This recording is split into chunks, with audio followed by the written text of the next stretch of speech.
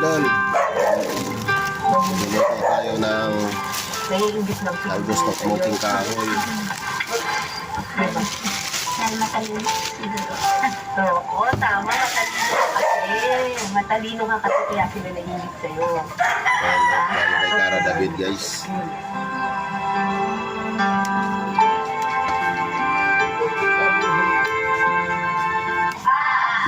Talbos. Tata. Pati pala mga magulang may nagtuturo eh. Natagpuan namin ang mga kabihog hindi sa kubat o bundok. Ganyan nata, ganyan ginagawa ni Joanna eh, mga magulang. Kundi sa loob ng isang daycare center.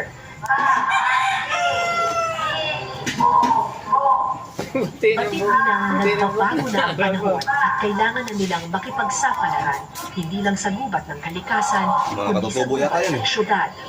Sa Bicol.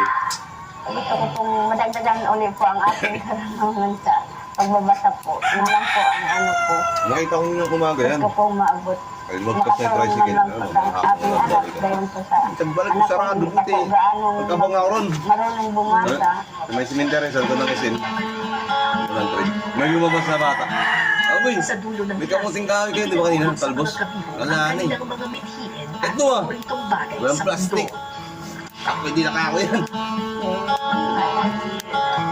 5 na lang yan eh. Hindi mo 40. Wala Dalawang daan, 5. sa kanila. Ito ako, 30 lang. Biling ko 5. Ayaw ko nga yan. O anumang material na Wala kagamitan. buhay talaga eh. Sa halip, ito ang kanilang iginuhit. May lupa ka eh, ganda tayo magtanim, hindi natin sarili sa ano. Si Garong din. Narbis kasi ng mga ano. Isa-isang ipinaliwanag ng mga Labador kabihog daw. ang kahulugan May ng rotation. kanilang mga iginuhit. Tawid gutom daw eh. Tawar ng tao. Si Maria, gumuhit Tubo ng na to, araw tatanim at ko to. ng buwan. Para sa kanya, ito raw ang pinakamagandang regalo ng Panginoon. Kayo nagbibigay naman ng Mamaya ko yan.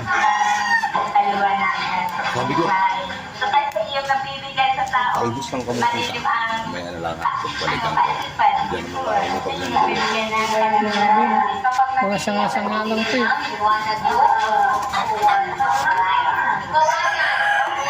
Kawayan naman ang iginuhit ni Nanay Malen. Simbolo ng katatagan sa gitna ng nagbabagong panahon. kahit ano man dumaan bagyo, sa mga panahon, ay umaaway siya. Pero, Sabi pa rin. Nakatigil pa lang din akong gawin ng karami. Ngayon, ang gusto kong sa mga tikman. panahon, Ito ang luto ni Bray. Ang gawin.